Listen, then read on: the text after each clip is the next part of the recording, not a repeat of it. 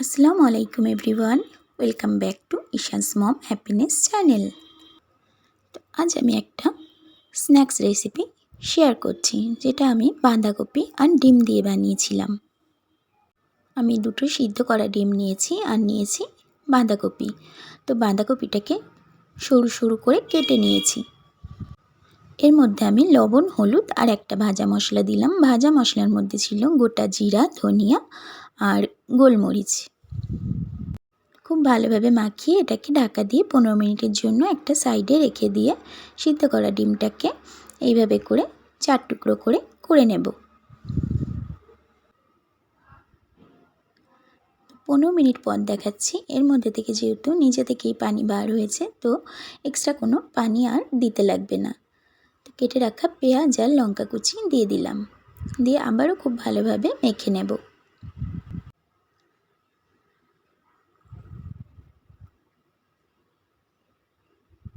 এরপর আমি এর মধ্যে ময়দা দিয়ে দিচ্ছি। তো আপনারা এখানে ময়দার জায়গাতে বেসন বা চালের গুঁড়ো বা আটা বা কর্নফ্লাওয়ার বা অ্যারারুট যে কোনো কিছু দিয়ে মেখে নিতে পারেন। আমি আজ ময়দা দিয়ে করছি। খুব ভালোভাবে এটাকে মেখে নিতে হবে। তো আমার মাখাটা একদম কমপ্লিট হয়ে গেছে। এর মধ্যে কিন্তু আমি কোনো এক্সট্রা পানি অ্যাড করিনি। এরপর হাতের মধ্যে আমি একটু তেল মাখিয়ে নেব। তারপর মাখাটা থেকে অল্প অল্প করে নিয়ে এইরকম একটা শেপ দিয়ে নেব।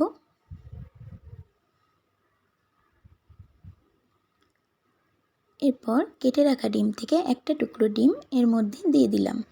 কুসুমের অংশটা নিচে রাখতে হবে।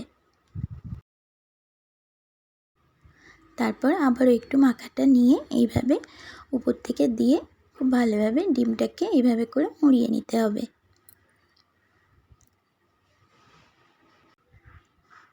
তো একইভাবে আমি সবগুলোকে বানিয়ে নেব। খুবই সহজ একটা রেসিপি আর খুবই তাড়াতাড়ি হয়ে যায়। তারপর আমি কড়াইয়ের মধ্যে সয়াবিন অয়েল দিয়ে নিয়েছি। তারপর এগুলোকে দিয়ে একটা দিক হয়ে গেলে আমি এইভাবে করে উল্টে দিয়ে দুটো দিক খুব ভালোভাবে লাল লাল করে ভেজে নিয়েছি। গ্যাসের ফ্লেমটাকে মিডিয়ামে রেখেছিলাম। তো একটা ব্যাচ তুলে নিয়ে পরেরগুলোকে একইভাবে ভেজে নিলাম। তো আমার রেসিপি ভালো লাগলে আমার চ্যানেলটাকে সাবস্ক্রাইব করে রাখতে পারেন।